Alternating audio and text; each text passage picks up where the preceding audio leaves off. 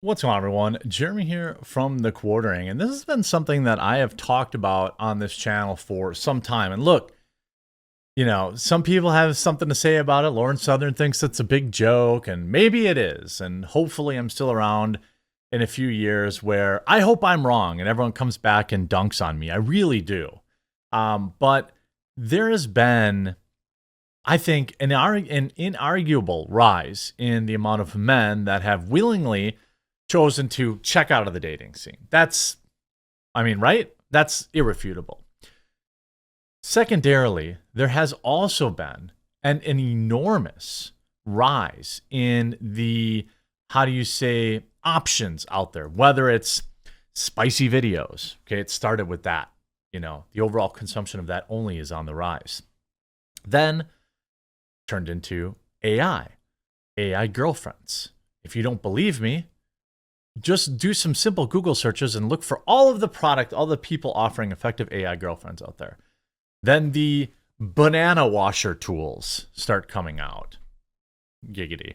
Then the AI bots, like these dolls. We had real dolls years ago, and they were kind of a meme, right? People are like, $5,000 to that. Plus, remember, you got to clean it out. Ugh, right?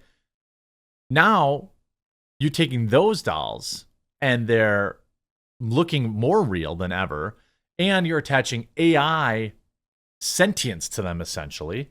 Remember the movie Ex Machina? I think that's what that movie is called, Ex Machina. But anyway, the combination of that, parasocial OnlyFans relationships, sinking birth rates, women want to laugh and act like it's not real, but it is real. IRL women are in trouble.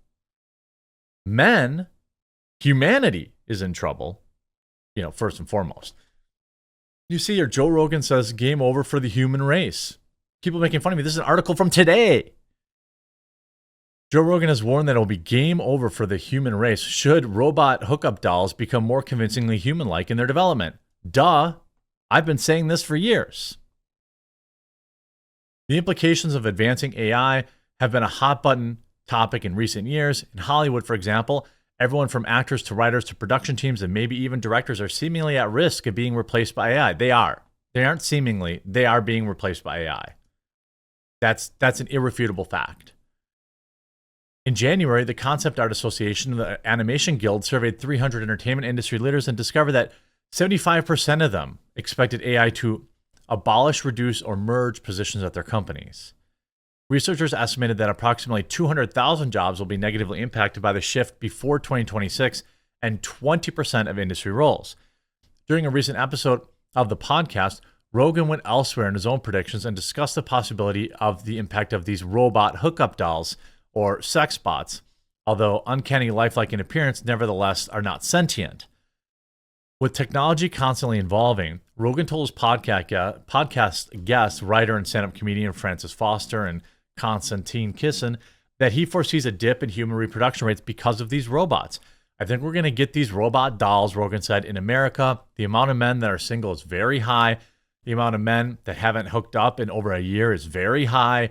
And there's a lot of people that just look locked into their computers and they're just on their computers all the time. It's super common. If something came along that allowed with these exponential increases in technology, what you're seeing with these AI programs now, really stunning visuals that can create in seconds, in minutes, they could have like a short film. It's crazy. If they can do that with a physical moving object, like they can get a real humanoid object that has perfect features and is your girlfriend and is warm and sweet and gives you everything you want from a human, it's game over. It's game over for the human race. I will tell you, it doesn't even have to be like these robots. People will put on AI goggles and they'll see their girlfriend wherever and whenever they want. And they'll be able to, they won't need a physical bot around the house. There's a stigma attached to that. But you put on a pair of Google or whatever AI goggles, there she is, she's hanging out, or you like the Apple Vision, right, where you can see through it and she's around, she's projected in the room with you like augmented reality, right? Then you have the banana washer tool and you go into the bedroom and you get that done or whatever the case may be. People laugh it off, but men will make this choice because they've already been making this choice. I'm like, this is not new. They've already been making this choice. Like if I was an AI, I wouldn't end everybody. I would just let them die off, the former Fear Factor host said. The most humane way to do it is just let them realize that they're unnecessary and they have no need to have kids when you can bang your Jennifer Lopez robot, and that's what they'll do. They would just live with their robots and no one with real relationships anymore. It would go away so quick. It would start having robot babies. So women that want kids, you just have a robot baby. Since you can't have a regular baby, they just give you this baby. This baby will stay a baby forever. He's not wrong. So then there's this thing. VTubers bars are opening in Japan where you can chat with streamers while having a drink.